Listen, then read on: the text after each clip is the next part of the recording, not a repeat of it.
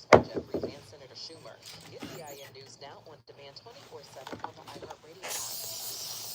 It's a slow drive in mid-city, East County, 18405, all the way to San Francisco in downtown Los Angeles. The 110 northbound closing South LA, just about Adams to the way, taking you ahead towards Caribbean Way. And southbound slowing in downtown LA from Olympus as you continue back towards Slauson in South LA. It's clearing up into the Tahoe Pass. The 15 northbound delays off of the 210. Heavier in some spots, lighter in others, all the way through the 138. And in Anaheim, 91 eastbound, still a mess away from Cradle to South to Green River. Yo, what up? Concrete cracking? Is your uneven walkway dangerous? Do you need to level that concrete porch or patio? Contact Groundworks, the concrete lifting experts. Riverside, get your free inspection today. Learn more at groundworks.com. Hi, I'm Jesse Jackson Jr., inviting you to join me weekdays at 12 noon, right after Tavis Smiley, here on KBLA Talk 1580. As a law school What we on? theologian with the full grasp of our body politic for almost 2 decades in Congress, my show is the fresh new home of an authentic, uncompromised quest for transformation and salvation, both personal and collectively, as I vigorously interrogate the theological and symbolic meanings embedded in our society.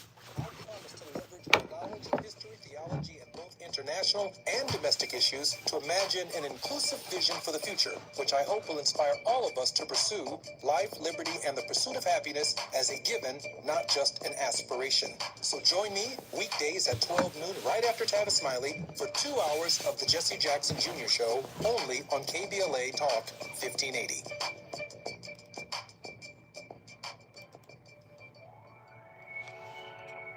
Hey, so I'm calling your show, 'cause I need to know. Show me which way to go before I throw my man out the door. Okay, hold on a second, Keisha. Just let me ask Ronald exactly what's going on, because it takes 2 to tango, and I need to hear his side of the story. So she's driving me insane, got stress heavy on my brain. She keeps playing silly games, and I'm about to bring the pain. We seem to fuss and fight every day and every night. Please give some advice so we can see the light. See the light.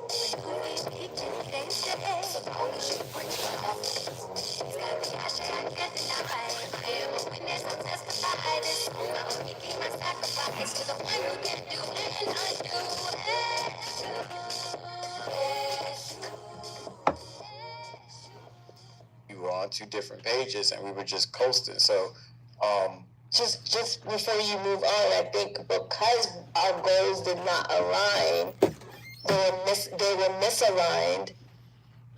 I think that caused the stagnation, that caused the vicious cycle, right? Because it's almost like, well, if we have a goal that by year 2, we're going to be moving and working towards marriage, working towards potentially seeing what being at Andrews together as a couple would look like.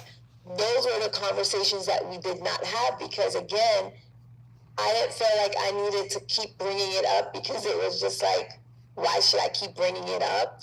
But I definitely knew that if we, from the beginning, had those goals in place, we can kind of check in and say, hey, we didn't meet these goals. We didn't reach these goals. What's happening? Achieving socially acceptable relationship goals will not heal your soul.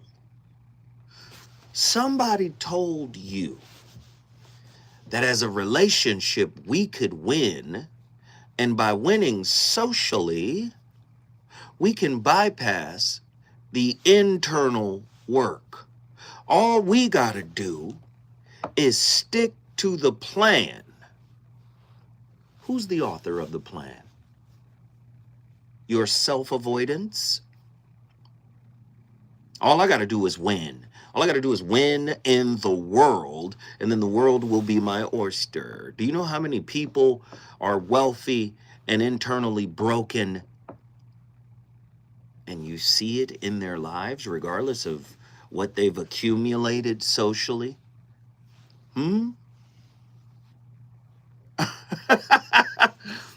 We a team. We gonna work together. Yes. Let me tell you something about society. Society is about plans. Relationships are about alignment, acceptance, individuation, healing. Right? Huh. Yeah, you get into a relationship, it's not about getting what you want. That's for society. You live in a capitalist, consumer-based society.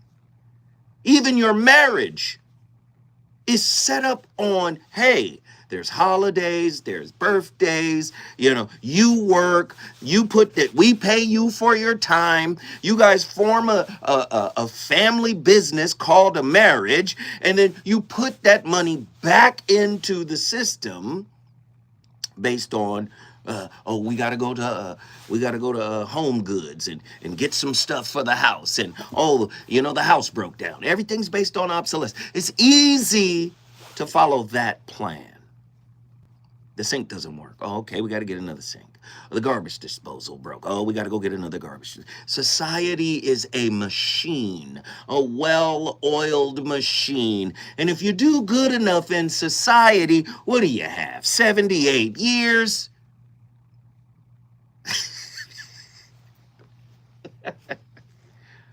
That part is easy. Spirit, relationships, all of this, right? It's a bigger purpose for it. And many of us think if we get our ish together, right, we'll be okay. Nah, your ish is inside. Tonight's topic, want to make God laugh? The spiritually misaligned relationship blueprint. True or false? Sometimes our best plans for our future relationships are simply misaligned with Spirit's purpose for our growth. And then we choose our plan over Spirit's design for our growth. Then we find ourselves stuck, like someone in prison, waiting for the Spirit to release us into life's next lesson. Yes, that's what relationships are. Lessons. Curriculum. Self-curriculum. Yes, we mismanage that curriculum by trying to check up on our partner's work as if their work is our work because we're in a relationship. No, your work needs to be completed by you before you can go tutor your partner. Your partner might have a totally different lesson plan, a totally different syllabus within the same relationship. Oh, no. In this episode, we want to discuss obtaining what you had painstakingly planned for, yet still being misaligned with Spirit's plan for you. Oh, yeah, you put in a lot of work. Oh, you had your friends vet him. You took her to see your mama. Oh, yeah, painstaking effort to make sure they're right. But they can't be right if you're not right. Oh, you think you can beat the system. You think you can beat the system. Do you want to make God laugh? Let me tell you, the best comedy for God is your plans. God is at the improv when you planning. Especially if you're not tapped into God within you. If you haven't healed. God is at the improv watching you. And God is rolling, having a good old time. This is my favorite comedian right here. This one right here, they think they know everything. Watch this. They finna plan it out again. Watch. 1-800-920-1580. Want to make God laugh? Tell him your plans. You've heard that old euphemism, that old adage, that old axiom. You've heard it. In a world where unhealed wounds, this is gonna hurt. Are y'all ready for this? In a reality where unhealed, wound-based, meticulously crafted relationship blueprints collide with unfolding divine design, our deepest longings are often betrayed by the unintegrated shadow self. Ego-driven fantasies and unresolved trauma form a crucible that distorts authentic intimacy, leaving many partnerships misaligned with our higher spiritual purpose. Have you got it all? Did you get it all? Did you get the height? Did you get the skin tone? Did you get the job? Did he have the degree? Did he have the career? Did you get it all and found out it wasn't enough? Was she beautiful?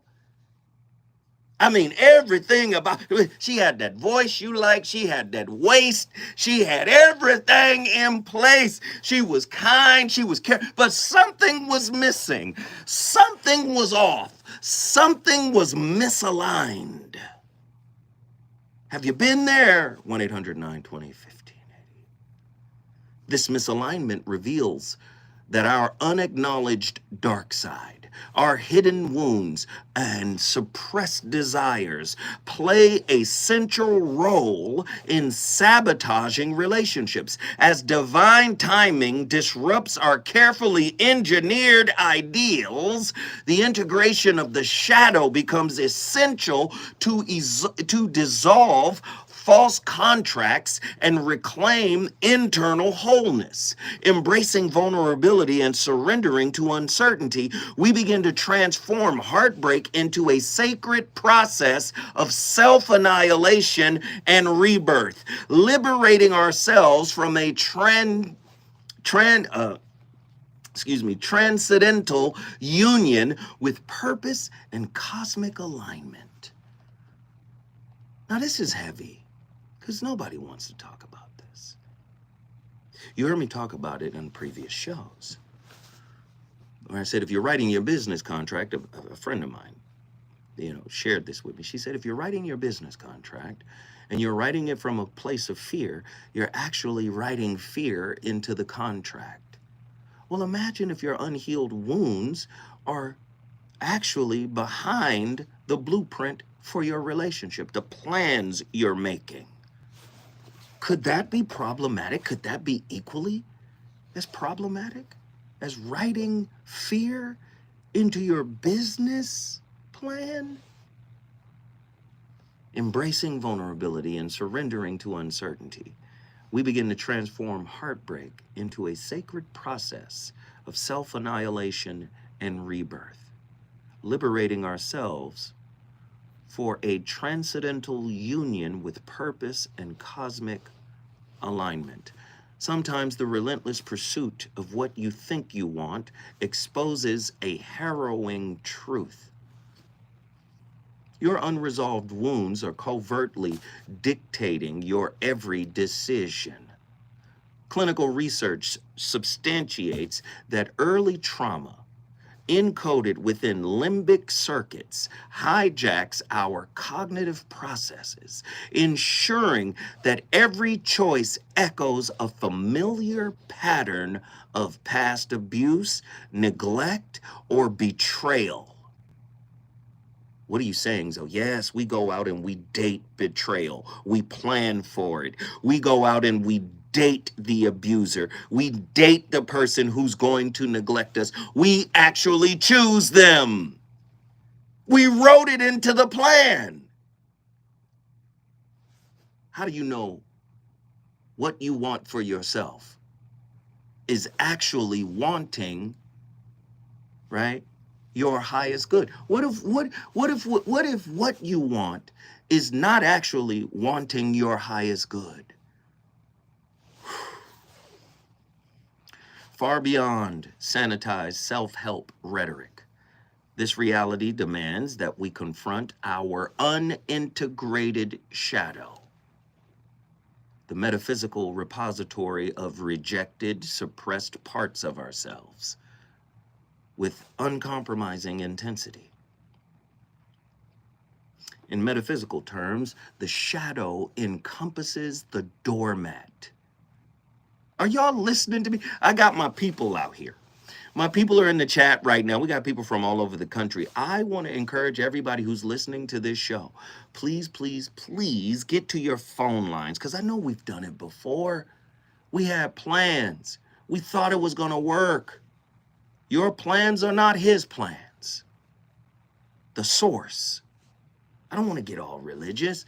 You know, I'm not a huge religious guy, but I do believe that there is a divine intelligence that created it all, that maintains it all, that has a purpose for all.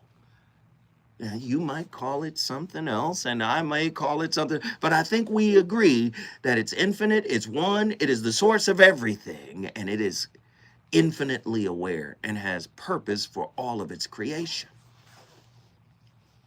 Very interesting. In metaphysical terms, the shadow encompasses the dormant, untamed energies and truths that challenges the ego's illusory control, dictating a predetermined script of reenactment. You mean to tell me everybody I choose is a reenactment of what hurt me? And that's going to happen like Groundhog Day until I go within and annihilate who I think I am? Only by consciously and courageously integrating these dark forces, as clinical evidence and ancient wisdom affirm, can we subvert our neuroconditioning. This radical integration transforms compulsive patterns into a foundation for authentic, curious evolution, providing a logically unassailable pathway from the tyranny of past pain to the liberation of a truly self-determined future. When we come forward, the voice of reason gonna ask a serious question. How many times have your plans failed you? And what did you learn?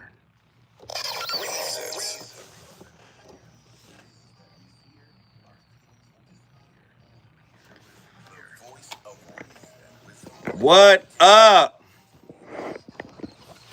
Hey, this topic crazy. Topic crazy. We on one.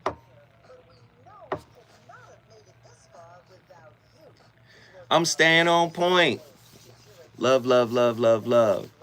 I love seeing Pamela Bass. It's good though. What's good, Pamela? Talk to me. How you doing, Pamela? I'm staying on top. Attila, Jack Brazen, Blue Diamond, Bill Weir. Please find. Okay.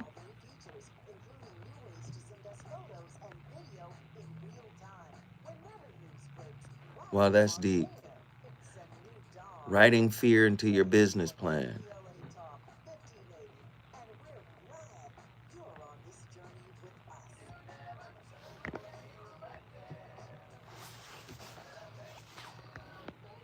The content is good. Oh, thank you. And listen, don't be afraid. What's Mackin, Suge Mac 510?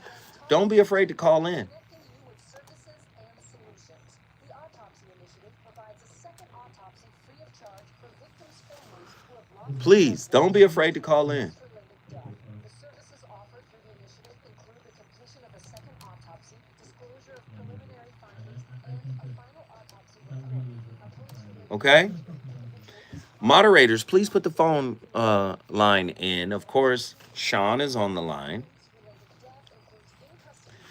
Please put the number in. The number to dial is 1-800-920-1580. 1-800-920-1580.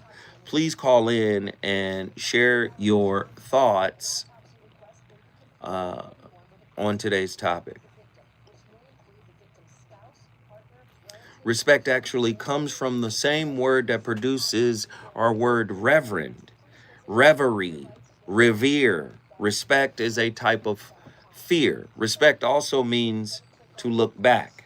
Re means do again. Spec means see, to look back.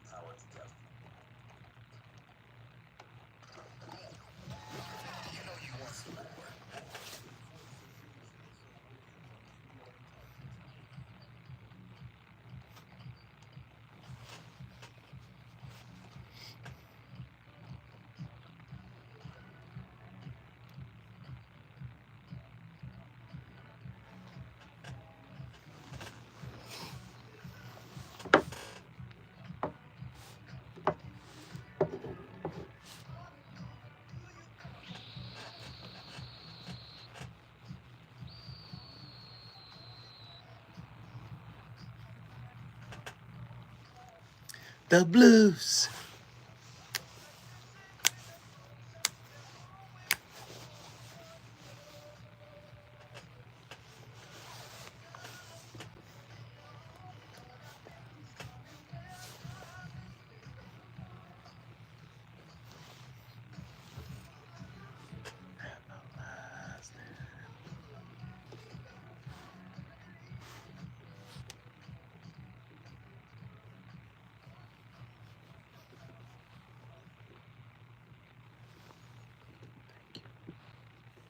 The lack of certainty is what actually makes it worth it. And so here's my point. Let's consider the alternative, which is that you are on the path and you are guaranteed to know that you're going to get the outcome. All of the mystery is gone. There is no excitement, which is why they said, the ancient Romans, the ancient Greeks would say that the gods always envied the mortals because their life was so ephemeral. They had so much chance that could happen to them, right? Where the gods always knew that they weren't going to die and it was completely guaranteed. And so what we do is we basically have this wish that if it actually came true, we would hate it even more than our current circumstance. If you knew that you were going to succeed, it wouldn't be worth doing to begin with. The fact that you are uncertain when you start is what makes it worthwhile. And the fallacy of being in the pursuit is the worry or the concern that it won't amount to anything, because who you are becoming is the thing that you are amounting to in real time every day. This was something that Mark Manson tweeted. He put it in his newsletter. No, that was grown up talk right there. Grown up relationships understand, man. Ain't no plan. There's not gonna always be a plan. You're gonna have to adjust. Dr. Alan Berger says you have to adjust from being up close and personal.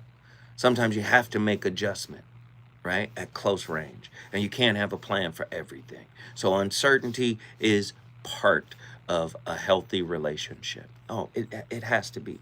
In my 2019 book, The Holographic Relationship, I take Werner Heisenberg's principle, the uncertainty principle, and apply it to relationships. So it's very interesting. All these years later, we are hearing people talk about, and not to say they hadn't talked about it before, but it's interesting to hear them talk about the need for uncertainty. Uncertainty is part of the relationship. Whenever you're dealing with somebody who has to be in control, who has to have control, it has to be on their terms, you can tell that they're dealing with deep seated issues that have been suppressed or repressed that they haven't dealt with. Period, point blank range. Now, I've been having discussions with a whole bunch of, clinicians, psychologists, of course, and even I have a friend that's a psychiatrist. And again, they offer me these different perspectives for this particular show. We've got questions from Dr. Stacy on this topic, and it encapsulates the topic perfectly. Have you ever pursued a relationship or dating path that looked right on paper, but felt off in your spirit? What did you learn from that experience? What are some signs that your relationship goals might be spiritually misaligned with your higher purpose or values? What role does ego play in holding on to plans, people, or timelines that God or the universe, whatever name you use, may be asking you to release? Alternatively, have you ever clung to a relationship because of a timeline, ideal, money, or pressure, even when you knew it wasn't right? What helped you let go? What fears come up when you realize you should let go of a relationship that you thought was the one? How do you navigate that grief or loss? In what ways have you confused spiritual alignment with emotional attachment or physical chemistry? Huh? Listen. You think you know your university, your syllabus, and your spiritual game plan better than God? It's God who put you with that person. Uh-oh. Yeah, determinism. Y'all want to talk about it? How do you stay open to divine guidance in your love life without becoming paralyzed by overthinking or fear of missing the mark? When I come forward, the voice of reason going to the phone lines because people want to talk.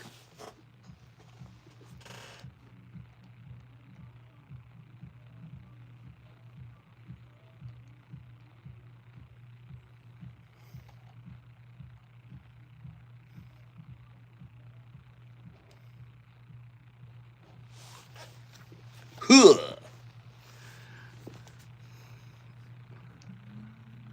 What up, y'all? What's good? Welcome in, everybody. Everybody, please hit the like button. It does us a huge favor. You are doing me a huge favor. If you respect me and got love for your brother Zoe, it does me a huge favor when you hit the like button. All right? Gets us in the algorithm. Right? Gets us, into YouTube's, hey, watch this category. So please support. Nothing but love. Please support.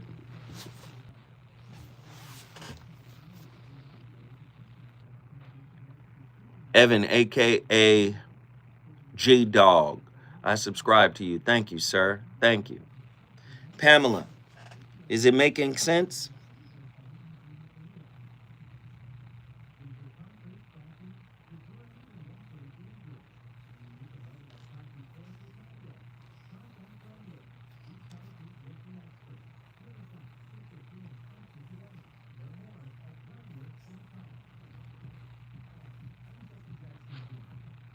Cool.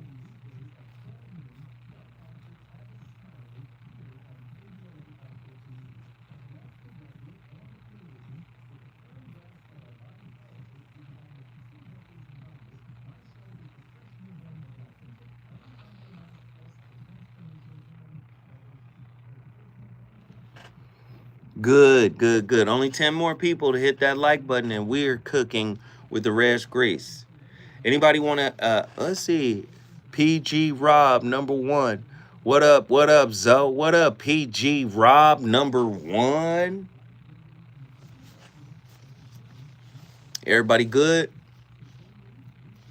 Meal prep completed, now focus. Not willing to give up myself to be someone's ideal mate, to be single while in a relationship. And even in my first, it was G-Dog, was given to me back in the day by your brother in 2006. All right, we appreciate it, sir.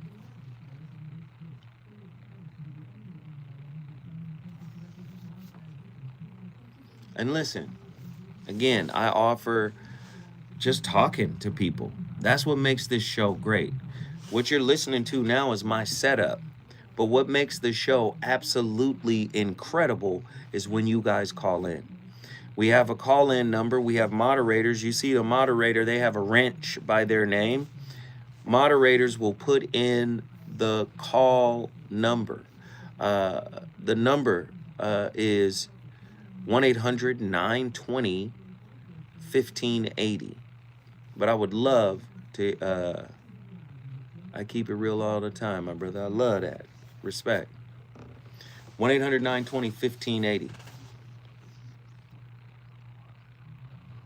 Marquette Williams, 206 salutes. The same 206 salutes back at you, brother.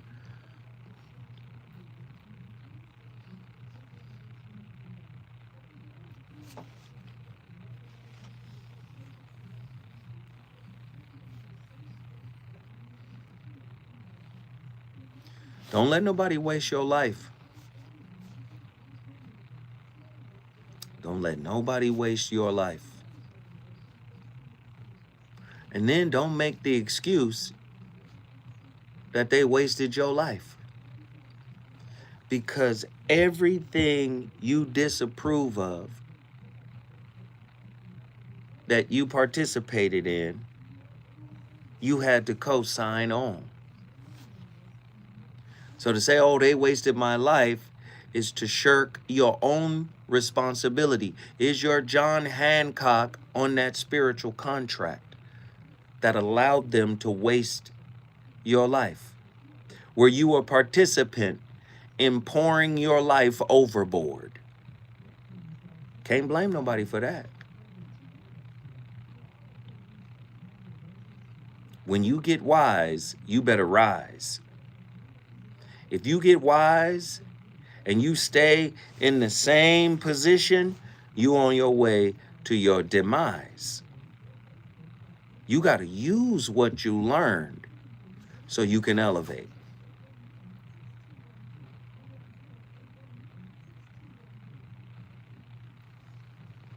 Thank you for the likes. We there.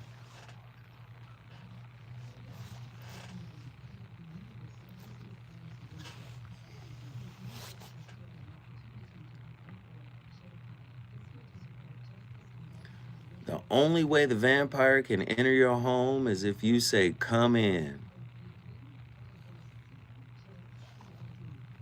Remick was like, huh, for real? I need y'all to call in, though. No Remick's over here. Everybody got to eat some garlic. Let me see.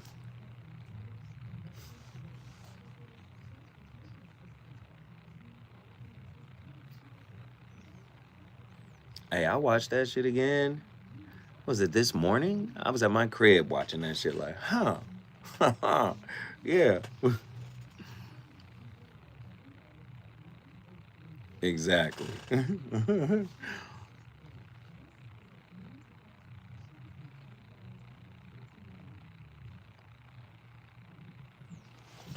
Music seemed crazy.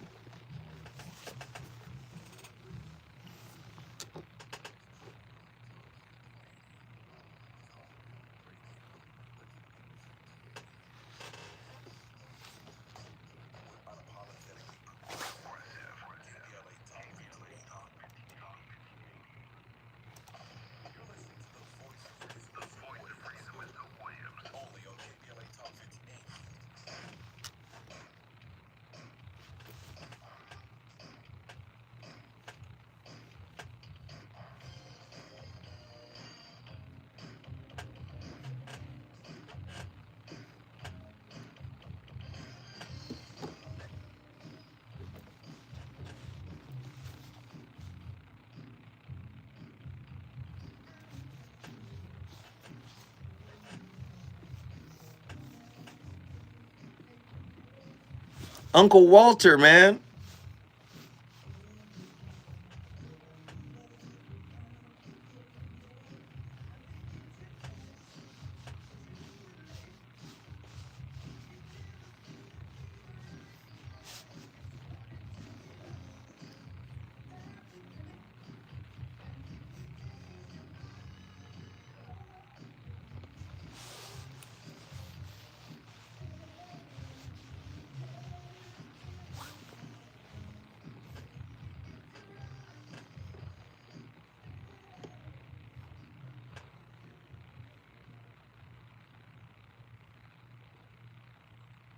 Someone with a history of trauma, complex childhood trauma, if you had a start in life where you felt unprotected, abandoned, or unseen, one thing you should definitely do for yourself is to rewire your neural pathways to shift the baseline of your nervous system by actively reparenting yourself.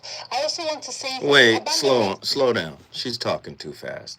And she has some very complicated issues or skills, tools, right? Hold tight, young lady. I would say listen to what she's saying, take notes, and then go to a therapist and ask questions about what she's saying. Or even book a session with a therapist and play this for her. Like, is any of this? Because let me just say, it's very difficult to recognize within your broken self, hey, I got to go reparent myself. You might need some help, right? You know, somebody's got to teach you how, first teach you that those tools exist and then teach you how to use them, right? Play it again from the top because she was talking real fast.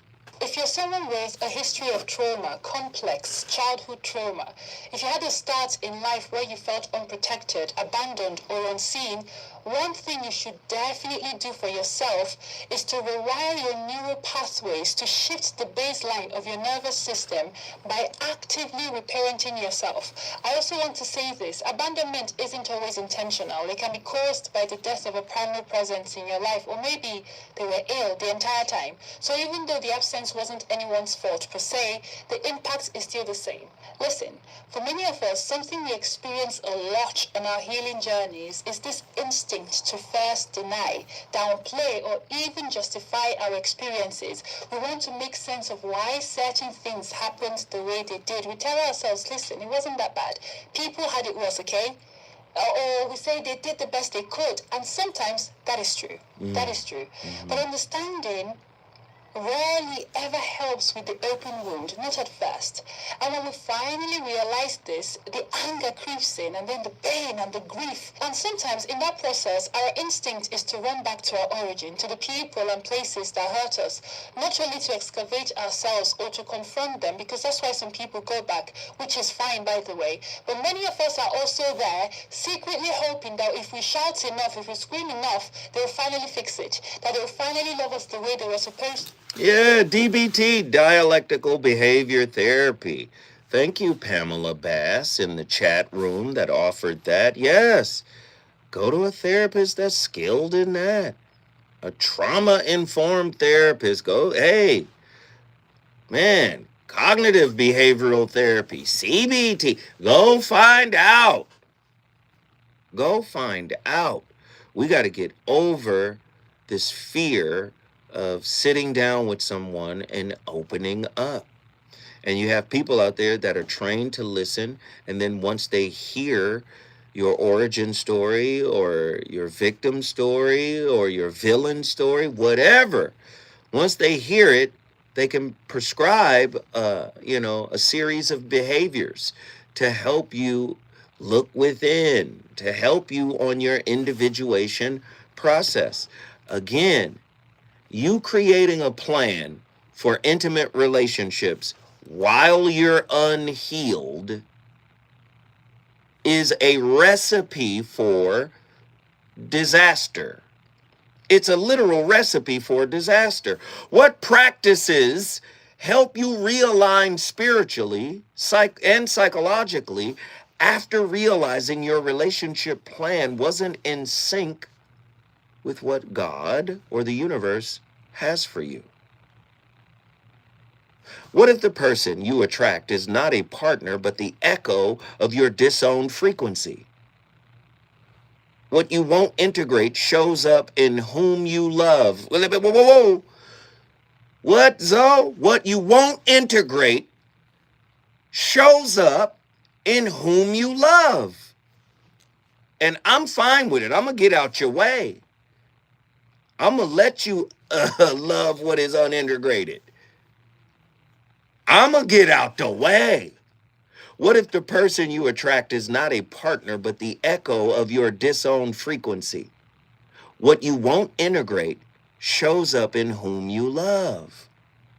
I know this is hard to hear. A lot of people think they didn't come up in maybe a bad situation. Oh, I had two parents, blah, blah, blah. Everybody was cool. We had lunch. We made good. We was all right. We all went to college. We did this, bop, boom, bam, boom. Not all abuse is a punch in the eye, right? Some abuse is subtle, especially if you don't know the position or the psychological position your parents were in themselves. You don't know what their attachment styles were. You don't know if they were dealing with mental health issues. You simply don't know. But if the house was basically cool, I didn't come from no drama. You have no idea what kind of drama you modeled. You might have modeled covert drama, right? You might have modeled covert dysfunction. You might have modeled an avoidant communication style. You might have modeled a combative or competitive communications. You don't know because you were just living in the aquarium that you were raised in. Can intimacy occur without identity? Can I truly meet you? Or are we just projections in drag, enacting old archetypes with new faces? If trauma encodes the architecture of desire, who exactly is choosing your partner? Your soul or your survival script? When I come forward, I gotta talk to these people. Relationships. Got you confused? Need some straight talk? This is where you get the unfiltered truth about love, relationships, and everything in between. He breaks down relationship dynamics with no-nonsense wisdom and practical advice. Pamela said, you saying a word. The questions you're afraid to ask and giving you the answers you need to hear. You're inside the Voice of Reason with Phil Williams on KBLA Talk 1580. Happy Tuesday. If Tuesday is a holiday, happy Tuesday. Pretty Brown Mimi, 726.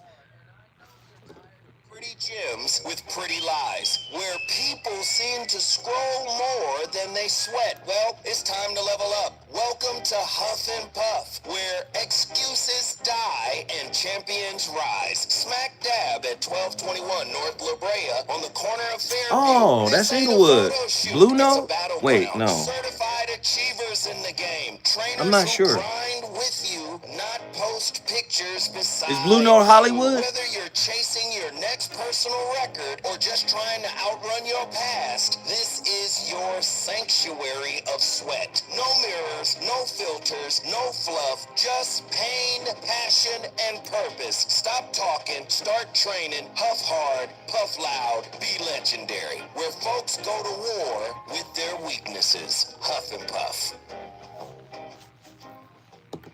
Hey, it's Zoe Williams, the voice of reason. Are you tired of staying, stealing your shine? California Cleaners is where you go to rescue your wardrobe. They don't just clean, they elevate. Hand washing, crisp laundry, and precise alterations, all while keeping your wallet happy. Listen, all you gotta do is connect with them in the beautiful city of Inglewood. Whether it's grass-stained jeans, silk that's seen better days, or a hemline emergency before date night, you're on deck with California Cleaners, located at 1326 North La Brea Avenue, Inglewood, California. All I need is one light. With a KBLA Talk 1580 editorial, I'm Tavis Smiley. I do not consider myself a fan of Sean Puffy, Puff Daddy, P. Diddy, Diddy Love, Brother Love Combs. But one doesn't have to be a fan to acknowledge a simple truth about his recent jury trial. I think the primary reason he was acquitted of those sex trafficking and RICO charges is because he was overcharged in the first place. Mine is not to opine on his guilt or innocence on any of the charges the feds brought against him. But I predicted months ago that he would beat the most serious charges because, as usual, prosecutors have a really bad habit of overcharging black men. Dave Chappelle said it best. Puffy is in a RICO case all by himself, man. Hilarious and arresting at the same time. When prosecutors put a target on the backs of black men, they throw everything at them just to see what sticks.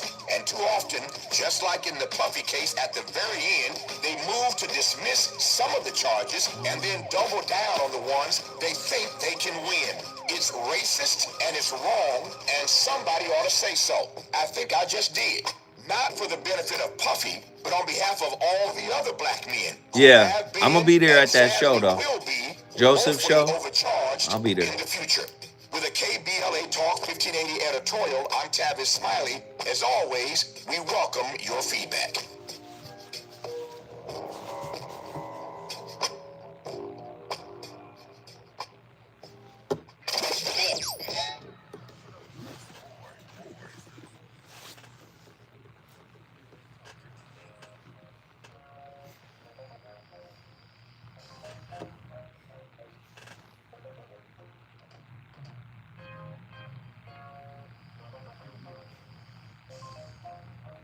Wait, hold on. Now, listen, man. This is okay. I had two uncles that were the light-skinned version of the Whispers twins. They had the big, thick mustaches. I had two uncles that looked just like these guys. I absolutely loved the baseball games, the picnics, because this was the soundtrack of the family reunions. This was the soundtrack, man. And it was LA music. Listen, man, this was a vibe. Man, play that one record, Just Keep On Loving Me. Listen, that video was about $75, man. But let me tell you something. Them brothers was suited and booted, and all they was doing was walking. And it was cold, man. Hey, man, you got to shout out. Hey, rest in peace to Walter, lead singer, co-founder of the Whispers, man. We lost a gem. I know I'm a little late, but my goodness, man. This is black excellence right here. Let it rip.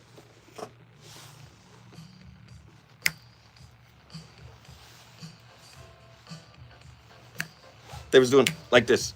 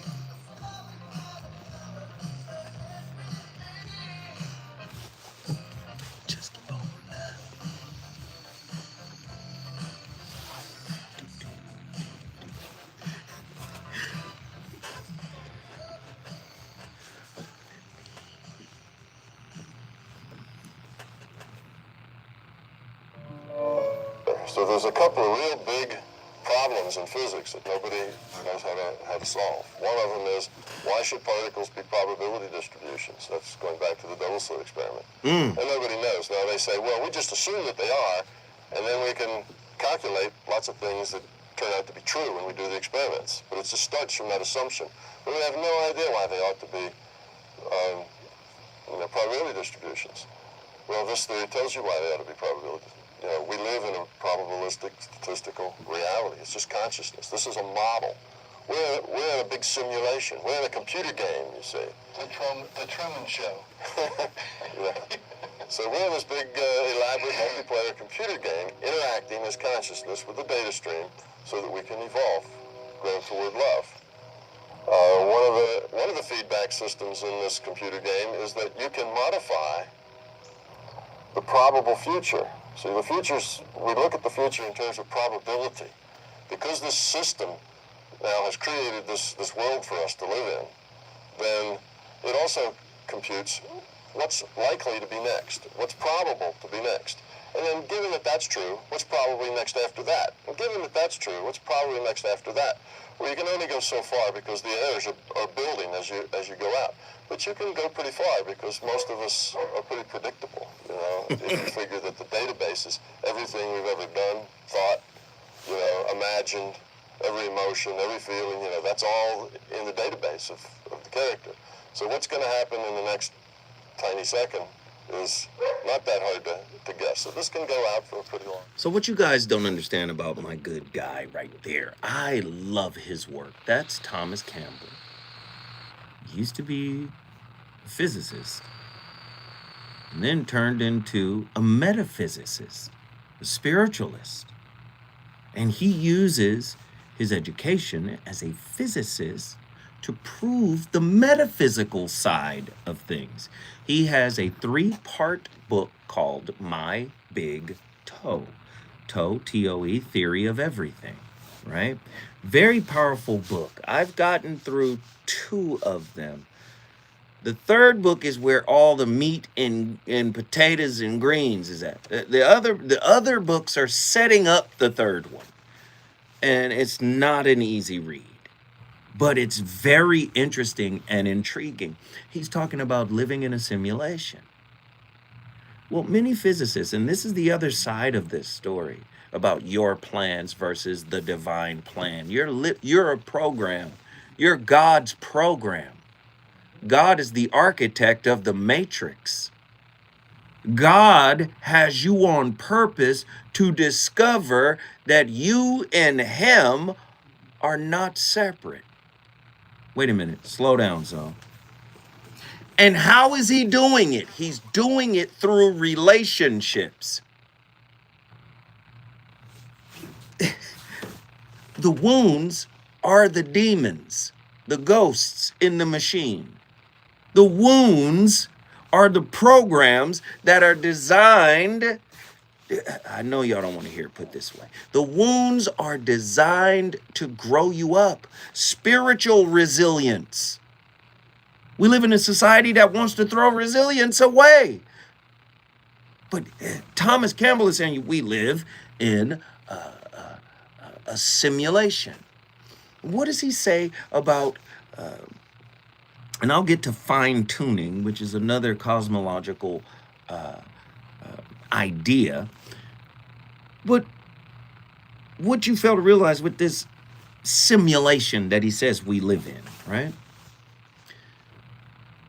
We look at the word Satan, adversary. Well, what is your life if you haven't overcome adversary? Bruce Pearl told my son the first day he was at practice, he said, adversary reveals the nature of the player, who you are as a person.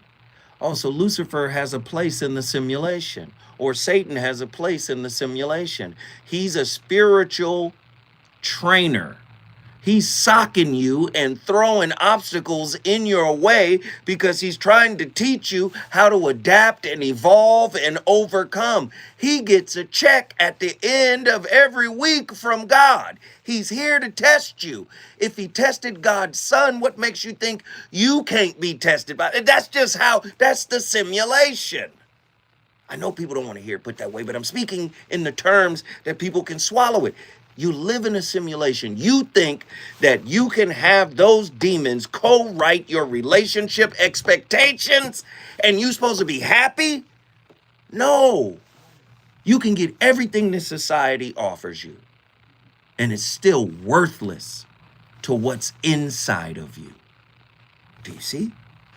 Do you understand what I'm saying? It's worthless, right? What is the scripture?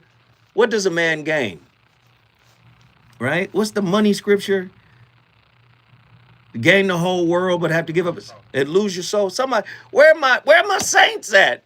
Deacons, deaconess, where are you? I need the verse. I'm having a brain fart. I need to know what the verse is. But again, it's the same thing, right? It's easy to get what society offers. Go back to Krishnamurti. No measure of health to be fully integrated into a toxic society. What runs society? Matthew 16:26. For what will profit a man if he gains the whole world and forfeits his soul? We can have the whole world. Having the whole world is easy.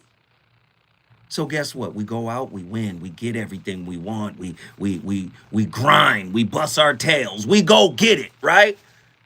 But there's something inside of you that is the purpose for why you're here, and the only way to do that is in relationships. Relationships are not about trips. Relationships are about internal individuation, which is a type of spiritual graduation. When I come forward, I promise you, I'm going to the phone lines. We got Oakland and Dallas, Texas on the line. If you want to bring your city in the building, all you got to do is call me.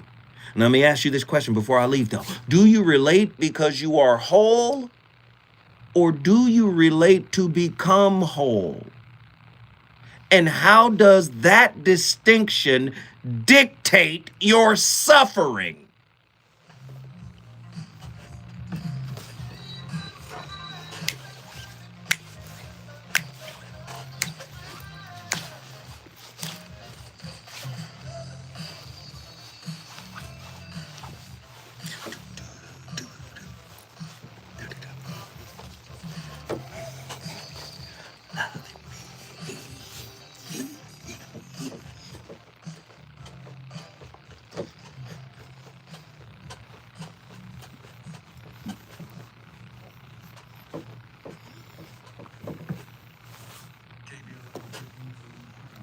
I'm over here bugging. Lord, Uncle here with hey, that's the old. Hey, Eddie, you know them dances? You from the same generation, boy. Hey, this is when the curls wasn't all the way curl. Remember that Lamont Sanford and JJ curl? The prototype curl that was like half curl. Michael Jackson them had it too. It was like a half curl, half afro. It was like a furl. A furl. It was like a furl. JJ had it. Lamont Sanford had it. Wasn't a full curl. Wasn't all the way wet and greasy yet. It was a furl. Hey. No. Furl with an R. F-R-U-R-L. A furl. He had a furl. Hey. Michael had one of them things, man. Oh, man. Hey, I appreciate everybody for hitting the like button. Thank you. I appreciate everybody for hitting the like button. And listen, even Theo, no, Theo didn't have that. That's when they had the full curls during the, a furl. Yes, a furl. Hey, I wanted fluffy, but I wanted curled. It's a furl.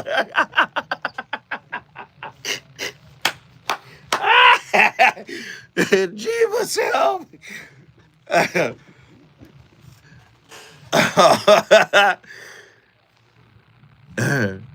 Are you playing the Face Fro twins? Oh, man. Activate her just on circumstance. On the circumference, yes. Fantasies and fetishes. Financial infidelity. Conflict. Dating a bad person. Are they worth the wait? Trust me, it's gonna be crazy. How about the heavy snap? The child wasn't here, and you still had to pay child support. It's a very heated topic. How was that right? Mama's baby, daddy's maybe. I just have so many questions I want to ask you. I don't like the kids. Is there something wrong with them? I'm pregnant. Betrayal has been committed. Hit you with a bad vibes routine. How does he maintain his homosexuality? Likes it when it pinches the nip. Why can't you open up, brother? A furl. A furl is ugly. Out of here. First hour gone. The voice of reason. Put it in different ways. It may be the communists may want perfect state, perfect environment. It's the same problem. You understand? It's the same issue, only put in different words. The tomorrow. So that may be, I'm asking, one of the fundamental reasons why human beings don't change. Ooh. Because they have this. The perfect highest principle, called in India Brahman, Nirvana by the Buddhists, heaven by the Christians, and so on, so on, so on. That may be one of the fundamental reasons why human beings don't change. The perfect ideal, the perfect man or woman. Which means the what is not important, but that is important. The perfect ideal is important. The perfect state is important. The highest, the nameless is important. So don't bother with what is. Don't look at what is, but translate what is in terms of what should be. Hey, get him off of here right now, because it's getting abusive how hard Krishnamurti is hitting folk. Don't bother with the what is. Listen, he said, focus on what should be. I should have a different type of relationship than the one that I grew up around with my parents. No. That is the what is in your spirit. If it wasn't for Krishnamurti talking about the what is, we wouldn't have Eckhart Tolle talking about the power of now. Do you understand? The what is. Most of us can't deal with the what is of ourselves. And if you got unhealed wounds co-authoring your relationship expectation, I'm telling you, you are spiritually misaligned. It goes back to the clip I played earlier. Thomas Campbell. He's talking about the simulation. Well, how do we master the simulation? We have to lower entropy. How do we lower entropy? Entropy, second law of thermodynamics. The longer a thermodynamic system goes on, the more it begins to break down into chaos, disorder. It means I can no longer access the energy that was in a particular thermodynamic system. Well, an intimate relationship, theoretically and metaphorically, is a thermodynamic system. And psychologically, we lose the spark. How do I access the energy that can never be destroyed but only change form? Doesn't relationship rupture sends us down a path towards relational entropy? Disorder? I can no longer access the energy of when we were good. So what does he say? How do you cultivate love? He said love is a zero state, this is Thomas Campbell, a zero state of entropy. Well, what creates entropy in intimate relationships? Unhealed wounds. Wounds that haven't been addressed. People who aren't individuated, according to Carl Jung's system. Individuation, merging the shadow with the mask you wear. You know what I mean? People are afraid to even look at that damn shadow Go back to my question before we came forward. Do you relate because you're whole? Or do you relate to become whole? And how does that distinction dictate your suffering? What if attachment wounds masqueraded as chemistry? And your soulmate is your trauma reenactment partner in divine costume, cosplay. If your nervous system is still regulated by someone who hurt you, are you even here now, relating, or are you relapsing? Oh, God. Chop up the questions. Just chop up the questions and put them on YouTube. Put them on all social media. Just chop up the questions.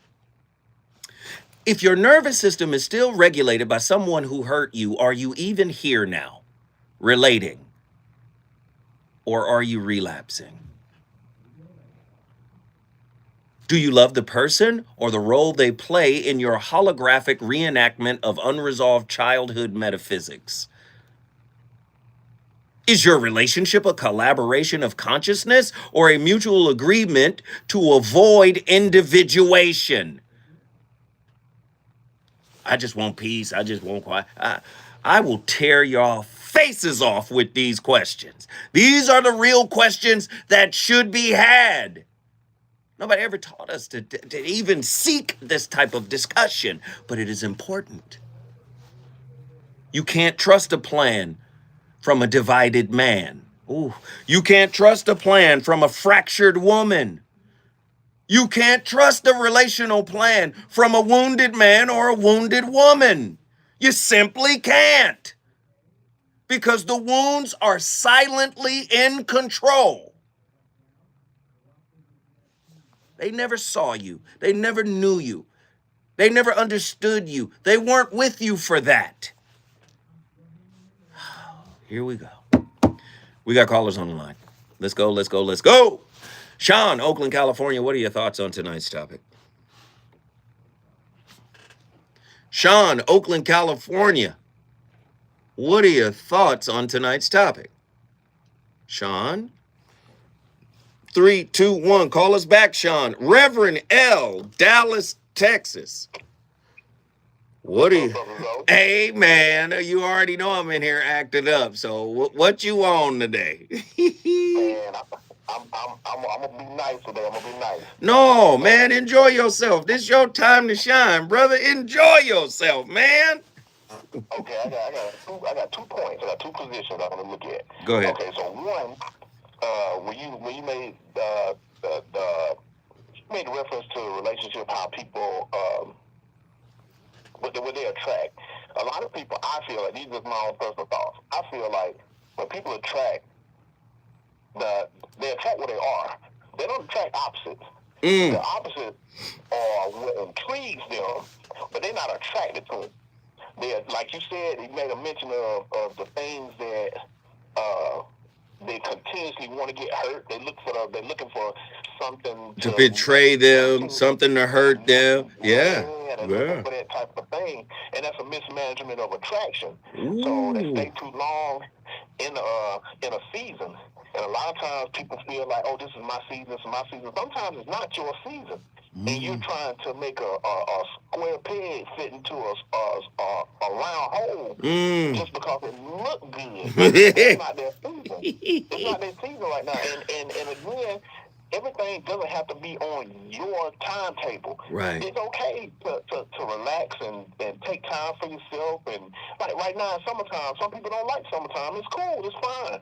But don't make that the end-all, be-all when you may find somebody who can help you get through those attachment issues that you have, those little things that make the hair stick up on your arm because right. Like, oh, this person makes me feel vulnerable.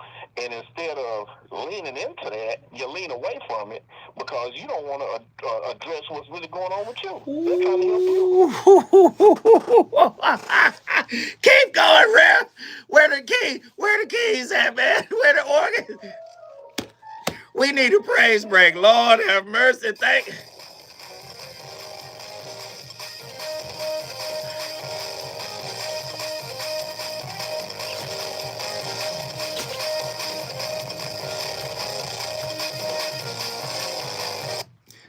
Mismanagement of attraction is what the man said, Lord. Hey man, let me just say, man, you cooking with the rarest grease, brother.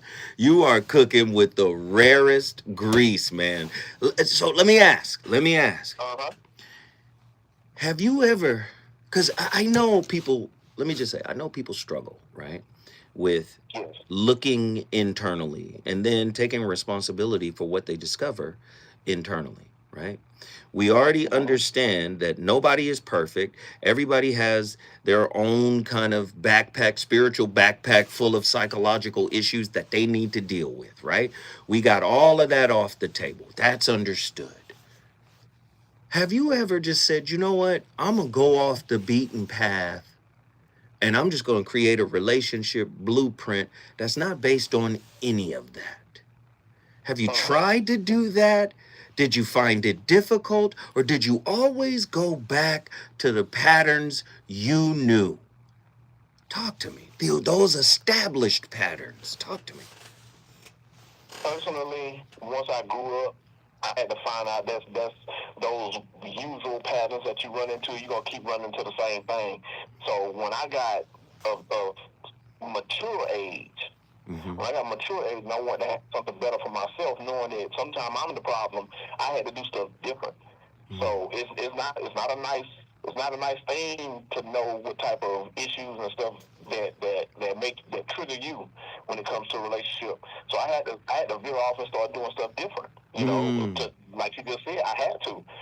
If I wanted something, I wanted something different for myself, because I'm seeing that I'm running into the same situation, and that same situation wasn't always in my favor. It looked like it was, but it wasn't. Wow. Hey, brother. Whoa, you cooking. You cook. Keep cooking. So another thing I want to mention about these relationships, like you just said a minute ago, people think these relationships actually complete that person. Like, oh yeah, I found my person. This person completes me, and I don't believe that off the jump until that person that says that has to be healed themselves. Because a lot of times we try to find the happiness through somebody else. We want to make somebody else bring that happiness to me, and it's like, oh yeah, this person, I just love this person. What's the phrase that these women say now? My man, my man, my man. They throwing it on that person. Why you can't put that energy into yourself first and let that person gravitate to you and like, okay, you know what, this person right here, they have an aura about themselves, and they're helping me become a better person, not just making it look like, oh, well, I found my happiness, this is my person, and all this other stuff. It's like, because people gonna come and go, but what do you have to offer? What kind of spirit do you have? Lord. Like people tune into this show because they like to hear good conversations coming from a good person, coming from a good place, and that's what you gravitate to. Right. But guess what? Zoe don't complete me. He's not. You know what? Talk to him. Don't complete me. Talk to him. Hey. You want to be somewhere where you feel accepted and wanted, but that does not complete who I am. Right. I like being here. I love the fellowship. I love all of that. Those are things that you gravitate to. Right. But it don't complete me. And sometimes people gravitate to it because they lack it. Now that's the hurt. That's the hurt locker. I don't have it, but I know what I want, and this feels like what I want. But what I'm going to do is push it back on you and say, it's your responsibility to have it, and you can have it. You're just coming here because it takes less effort to listen than it does to go inward. Yes, sir. Do you see? Man, hey. Reverend L. Ratchet, guess what you just did, fam? Dallas, Texas in the building. Dallas, Texas is on the board. You already know the big state of Texas always shows up and shows out. If you want to bring your city in the building, all you got to do is follow the simple protocol. Call me right now, 1-800-920-1580. That's the number to dial. Do you require love, or are you addicted to the feeling of being needed by the version of yourself you become in their eyes? Ugh. Just clip up the questions. Do you require love? Or are you addicted to the feeling of being needed by the version of yourself you become in their eyes? If every relationship is a mirror, are you brave enough to love someone who reflects your wholeness instead of your wounds? Who's writing the relationship blueprint for you? Is it up to you? You have free will?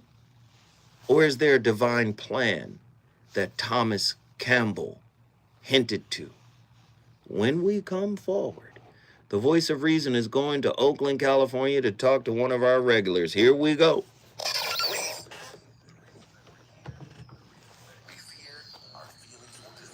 Hey, Theo, you should definitely call in now.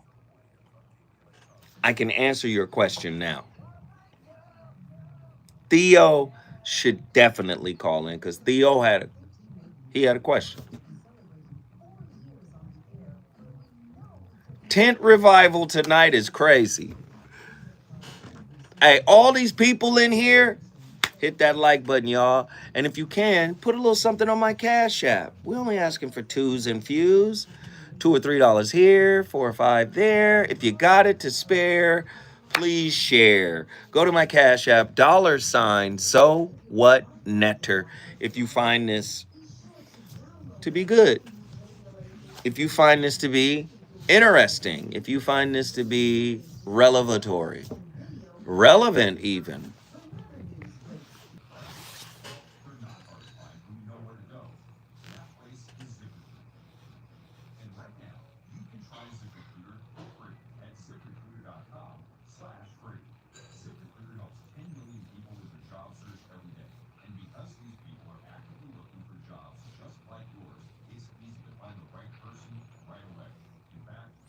Hey, Sean is up next.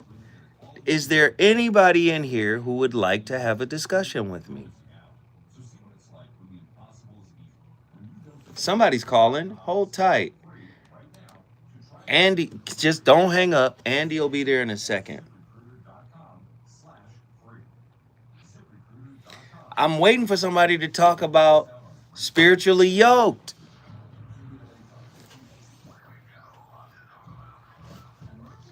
Can I get somebody to talk about it?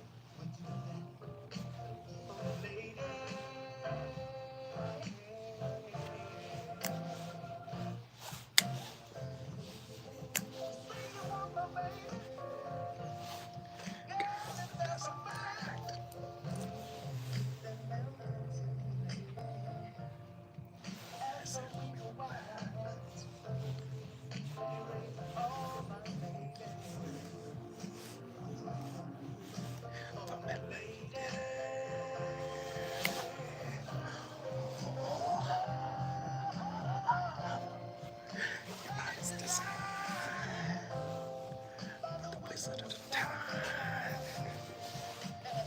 Without you, without losing my mind.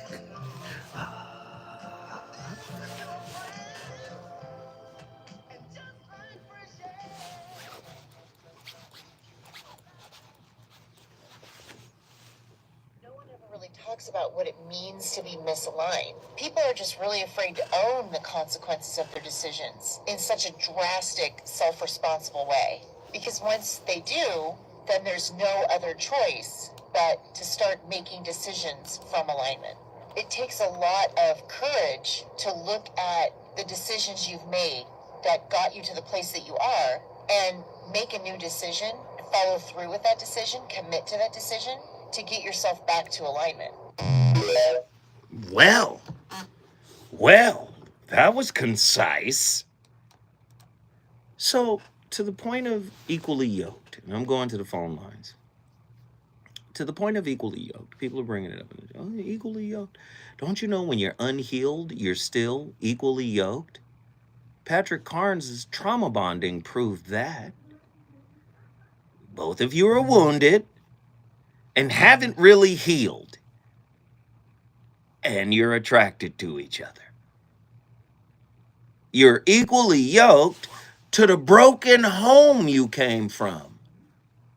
Yes, yes, I know no one's ever said it that way, but that's what it is. And when you heal, you attract health. You see? You attract another healed person. You don't need to be two broken fragments that are puzzle pieced together to make one whole person or one whole relationship. No, you come in whole. But most people think if they got money in their wallet, they come in whole. Or if they have a job, they come in whole. Oh, listen, man, there's a lot of holes in your hole. You really holy for sure. Listen, can a relationship that works still be spiritually irrelevant?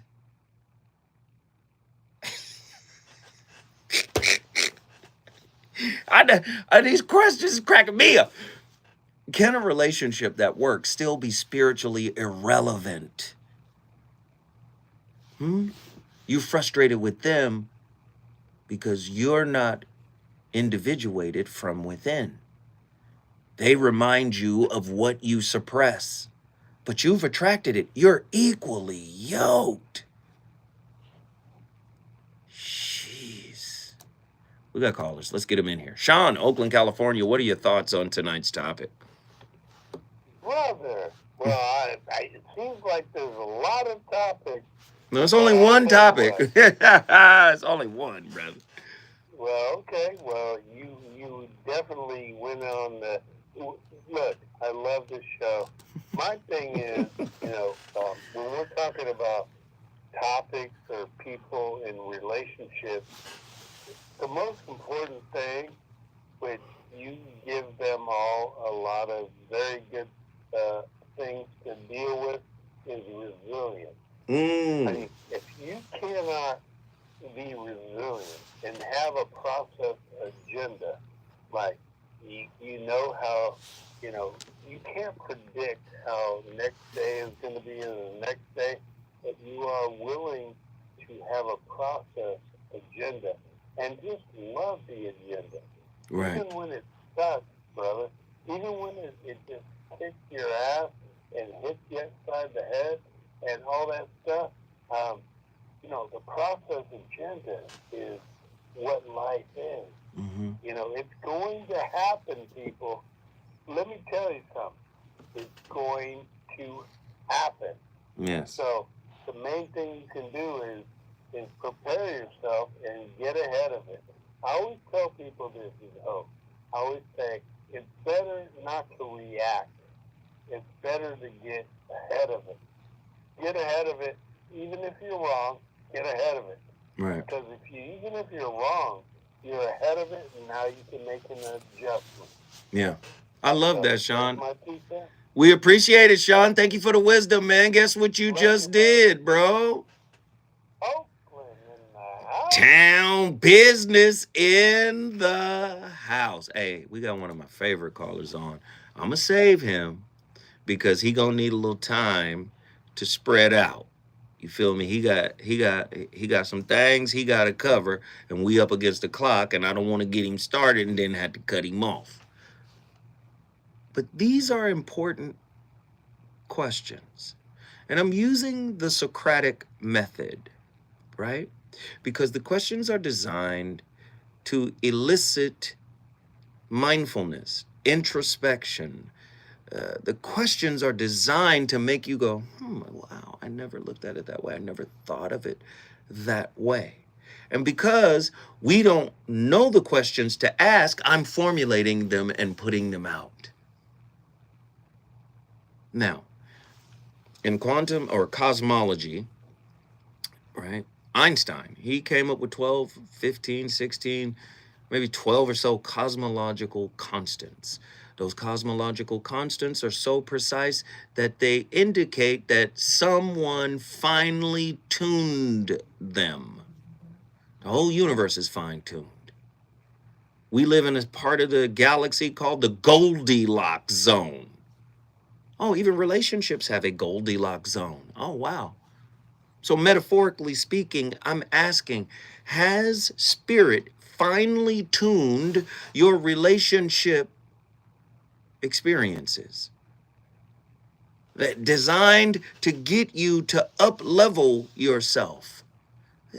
I use the analogy of Satan, the word Satan meaning adversary, adversity. What is a life without adversity? When we come forward, man, is your way better than the divine way? He's on fire.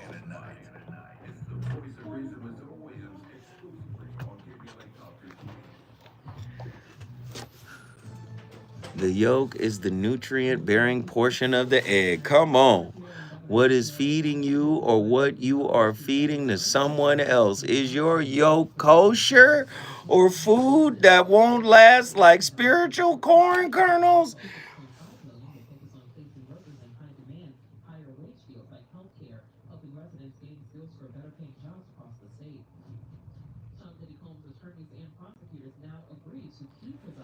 Damn, Nikki.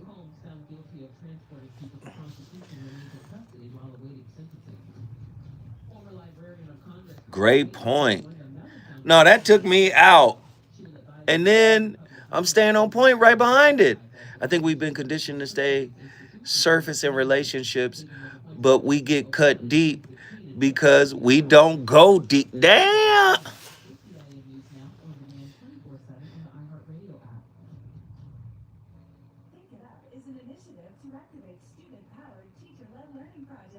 I need those two ladies to call in. I need Nikki from the SIP. Of course, Andy is outside moving his car. But I need Nikki from the SIP. And I'm staying on point. Lloyd and Christopher. Lloyd and Christopher sent me a Cash App. I got 2 Cash Apps during this show. And we got, I think, 2 Super Chats during this show. I appreciate it. Okay, Andy's back in the saddle. So if y'all want to call, I need y'all to call because, man, super fire.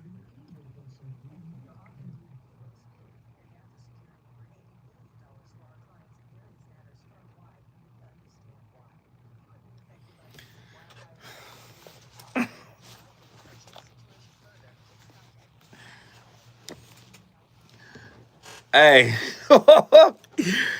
hey, y'all, are y'all listening to these questions? Wait, can y'all hear these questions?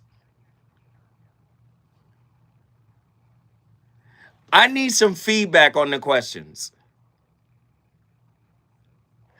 This next question, it's been like 20 questions that have been fucking George Foreman overhand rights. These questions are so bananas. This next question I'm going to start with to bring in these callers.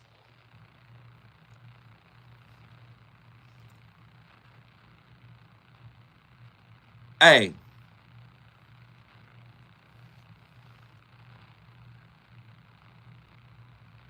This one is good, Zo. What do you mean?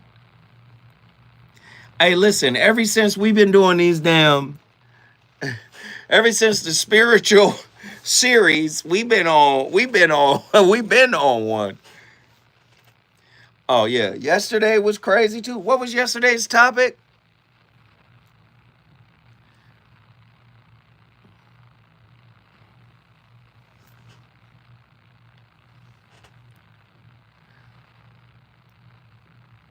Hey, listen, my legs are noodles. And I worked out yesterday, but god damn. Legs is noodles.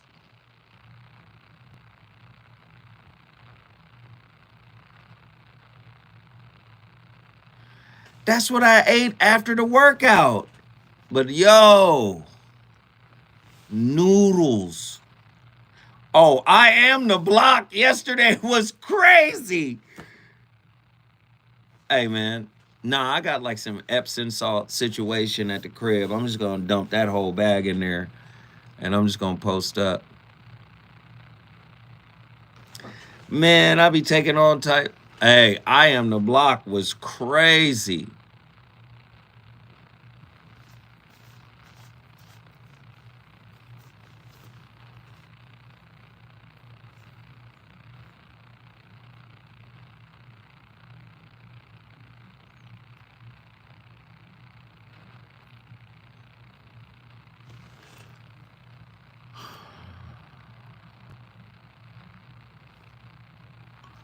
Theo, you are the divine.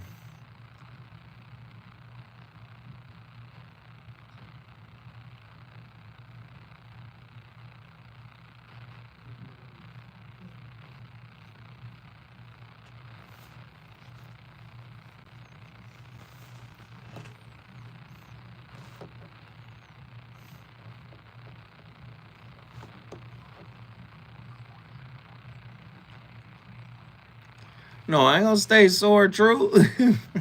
Trust me.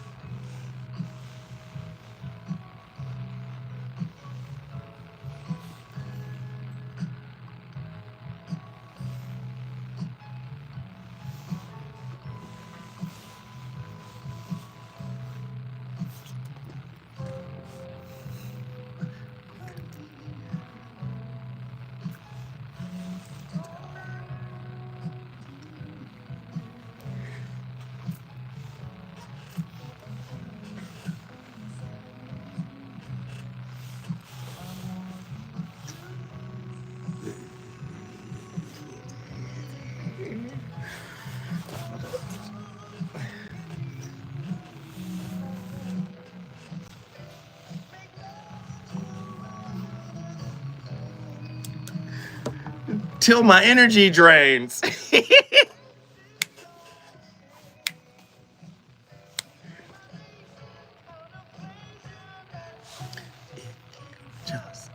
say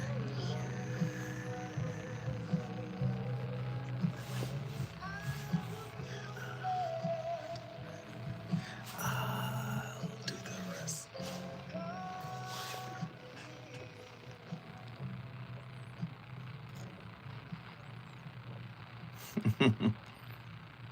talk about a lot of things, but we never really talk about setting the tone in your relationship. You set the tone by how you express yourself, by how you show up, by your choices, by your behaviors, by your actions, by the words that you use. How are you treating and showing up in your relationship? Can your partner be themselves, or do they walk on eggshells because of your mocking, your constant interruptions, your belittling, patronizing, condescending behavior? Are they comfortable speaking and raising concerns and speaking about how they feel, or do they have to worry about your deflection, your dismissiveness, and your justifications, and your over-explaining or you minimizing their feelings? Do they shut down now because of the way you have poorly handled and managed conflict in the past, or maybe the tactics that you have used, manipulation and persuasive and control tactics that have just overwhelmed them emotionally? As each disagreement or raised concern resulted in an argument, how attentive are you to their needs? Oh, Lord, she breaking it down and she's cooking with the rarest grease, and I love what she's saying. We got callers on the line. I want to get to them, but my goodness.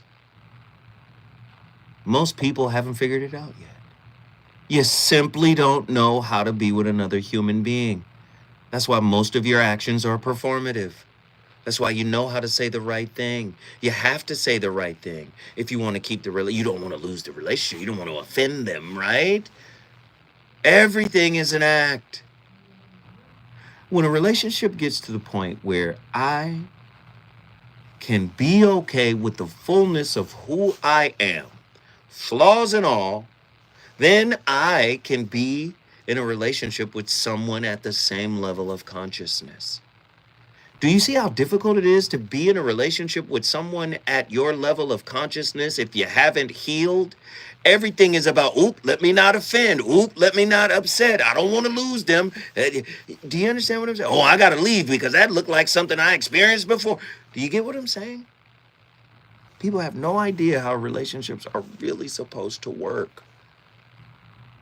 You're supposed to be in a relationship with a human being. You're supposed to be able to make a mistake and your partner be the first cheerleader by your side. Like, hey, I get it.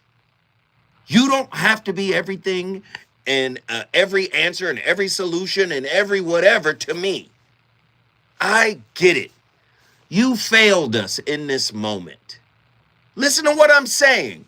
You failed us in this moment. You failed your commitment. But because I'm healed, I'm not destroyed by you falling. Unhealed people get destroyed by another unhealed person falling. Falling is part of the human condition. We are beautiful flaws, and we don't know how to be with each other as flawed people. If you succeeded in manifesting your relationship plan, but it interrupts your soul's curriculum, have you failed or been seduced? I'm just gonna go where I'm wanted. Let me read that again. If you succeeded in manifesting your relationship plan, but it interrupts your soul's curriculum, have you failed or have you been seduced? Who authored your ideal partner? Your essence or your ego's coping fantasy? Listen. Somebody put the questions out there. All right, Theo from Charleston, South Carolina. What are your thoughts on tonight's topic? Bro, like everything you're saying right now is heavy, weighing heavy right now. Like from where I'm at right now. But I'm being told that I've been lying. Like I've been lying the whole time. Like no. The part of what I've tried to show up as, like you said, that part was not looked at from a space of like. Oh, this is what you sent me in the DM the other day. Right. Okay, correct. so I have an answer for you. I'm just going to be honest with you. You got to stop doing things to get something back. You got to start being. You said, hey, I did this and I didn't get whatever result you were looking for by doing this. It's performative. She probably can feel that you're trying to do something to elicit a particular response from her. That's really what you're after, a particular response. Don't do something that isn't in alignment with who you are. Be open, be honest, be truthful. I know it's difficult. I struggled with it for many years. But listen, you got to stand in your spirit and say, I'm saying this from a truthful, authentic, integrous space. I'm not saying this from a covert, manipulative space because I want you to respond a certain way. Now, this is the reason why I didn't respond to your message in the DM, because I knew the answer would be long. Does that make sense to you, though? But yes, it makes sense to me, and you went in depth with your response. Sometimes I'm not going to say that because I already said it. Like, wait a minute. If you already said it, then I would have gotten it. I wouldn't have asked you to even repeat it. But again, sometimes your insecurities will, and I'm talking just you. I don't know what her insecurities are. I'm just talking you.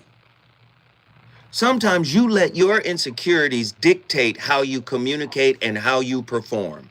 Am I lying? I believe that's everyone. No, we're not talking to everyone, Theo. Very true. We talking just to you right now. Point me. So, Point me. Do you understand what I'm saying? So if you do that, you are in an inauthentic space, bro.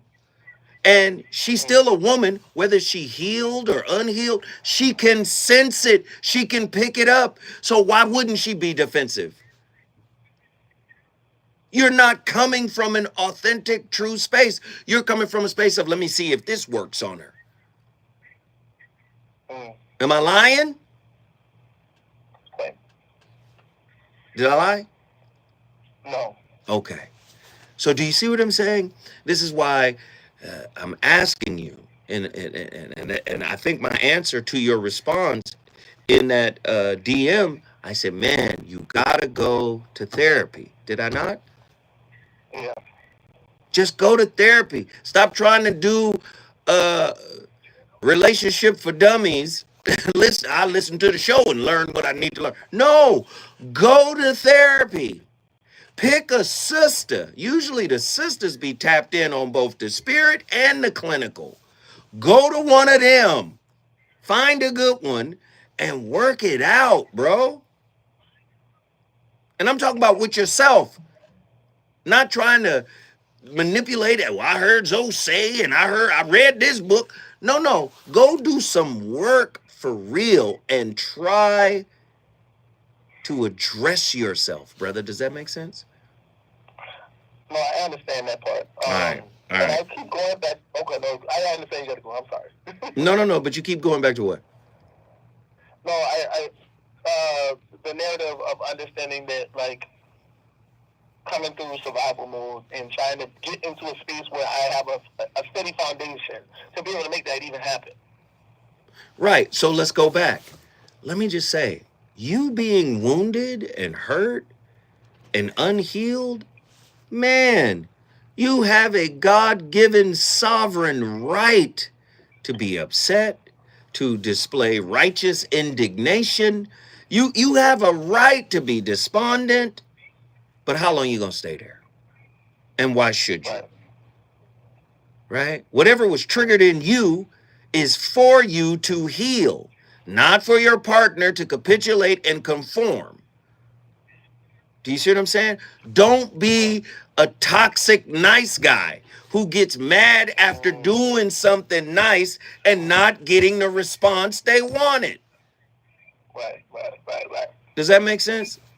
No, that makes all the sense in the world. All right. Hey, guess what you just did, my brother? Charleston, South Carolina in the building. Hey, if you want to get your city up on the board, all you got to do is call me 1-800-920-1580. When we come forward, ooh, we got the bishop, deaconess in the house. When we come forward, we going to Mississippi. Relationships got you confused? Need some straight talk? This is where you get the unfiltered truth about love, relationships, and everything in between. He breaks down relationship Ooh, Attila. That is a topic. Questions you're afraid to ask, and giving you the answers you need to hear. You're inside the So, voice of do, reason with man. Phil Who? Williams on KBLA Talk. Who? Isn't that a concept? What? Where you were saying instead of Do performing- beats. No, do be, right? Like Yeah. becoming. Yes. I heard this concept called do be. Do be. Or like be do. In other words, becoming. Ah, yes. You know what I'm saying? 100%. So that's essentially what that is. 100%.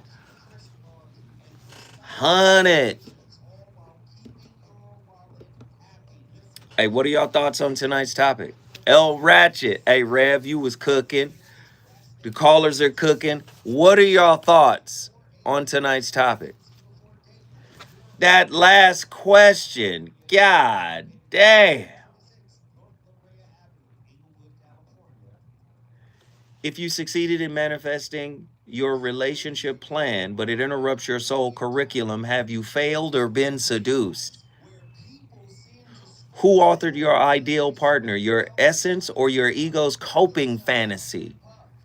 Is it alignment or is it anxiety avoidance cleverly disguised as divine timing? Can spiritual bypass wear the costume of calling in your twin flame?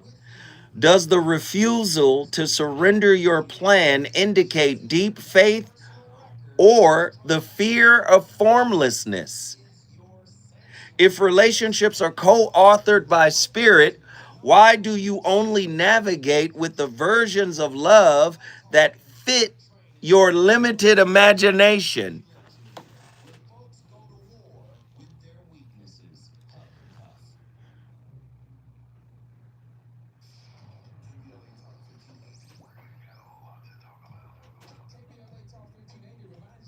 Real quick question. So in the act of becoming though, Yeah. right? Aren't you like, don't you have to kind of act? No. Right? So how do you become? Be? You know what I'm saying?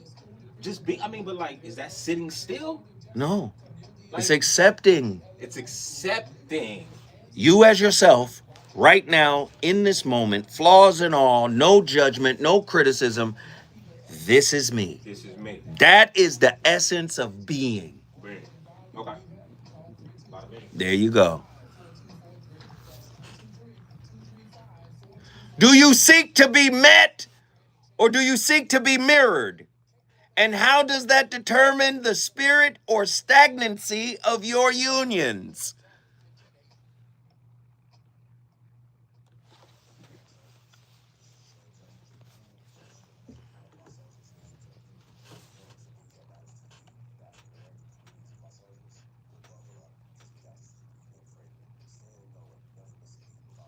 It's a lot of church in these comments. You better believe it.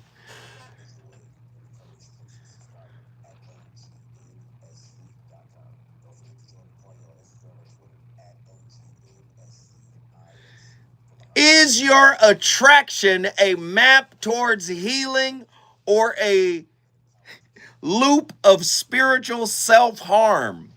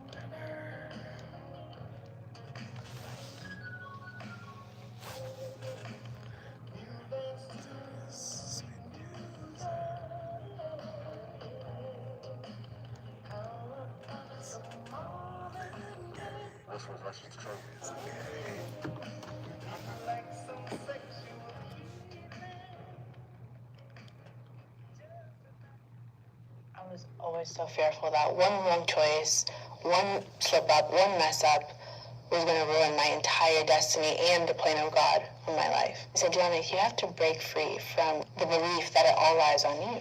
I never heard that before. So my spirit, it went against everything that I was taught. The Lord continues to remind me that when he speaks, even if it goes against what I was raised in, his voice has the final say and the final authority. And I can find proof of that in his scripture.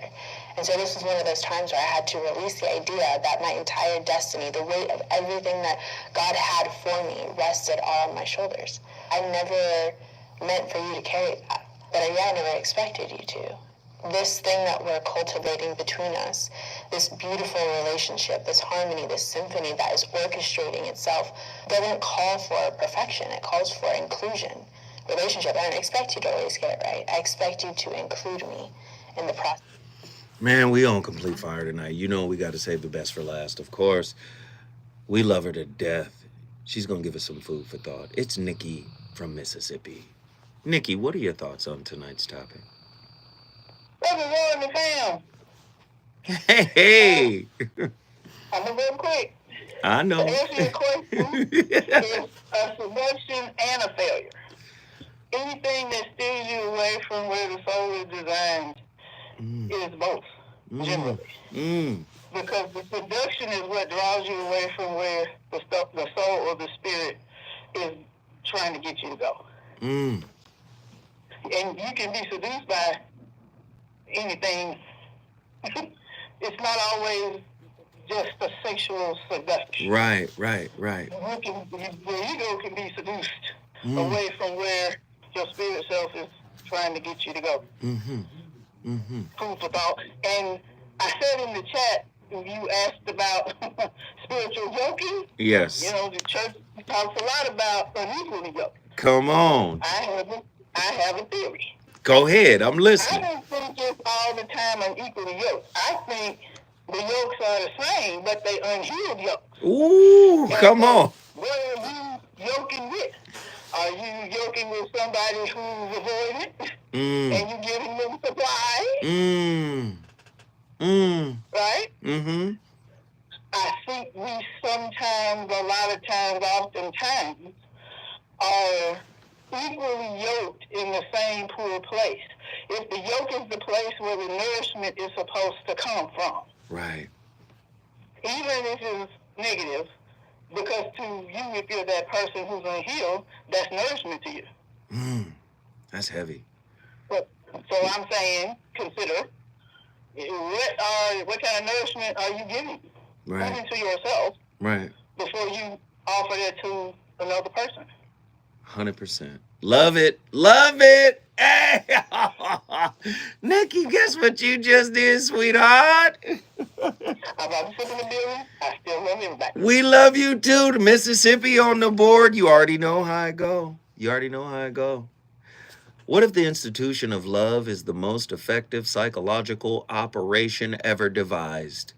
A socially sanctioned hallucination that anesthetizes us from encountering the unbearable truth of our own unintegrated selves. We do not fall in love, we relapse into each other. Every relationship is a psychodynamic hologram, an echo chamber of the unconscious where two nervous systems reenact their ungrieved wounds under the guise of connection. You think you're choosing your partner, but you're really just choosing the familiar pain you've survived best. The blueprint of your attachment isn't poetic, it's neurological. That spark, it's often trauma recognizing itself in drag.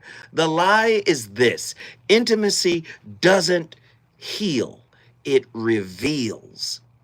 It doesn't complete you, it exposes the fractures you've spent your entire ego's architecture defending against. And when the mirror shatters, we call it betrayal. But what's actually betrayed is your illusion that someone else could ever do the emotional labor your inner child still avoids.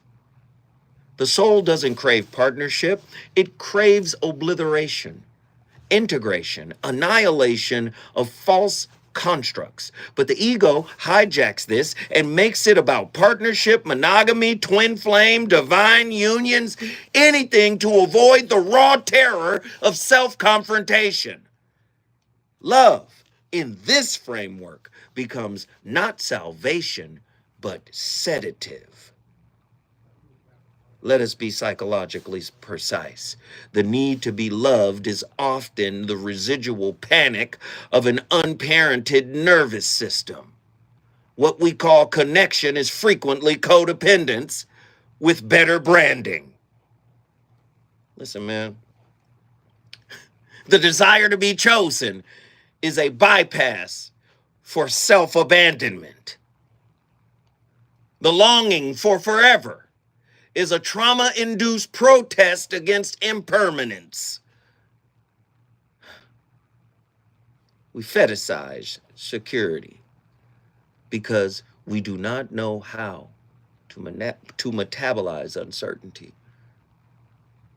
And we romanticize suffering because our earliest models of love taught us that inconsistency and unavailability and detachment equals value. I started the conversation. It's up to you to finish it. The Voice of Reason, Tuesday night. You already know what it was. I'll be back here tomorrow. My Friday Eve. I love y'all. I appreciate everybody for being here. I'll be back with another slapper. Deuces.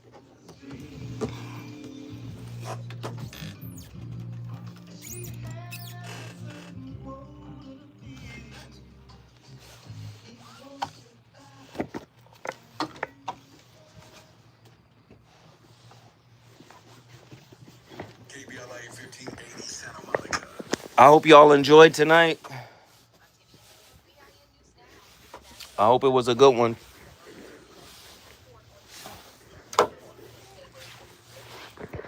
I hope it was a good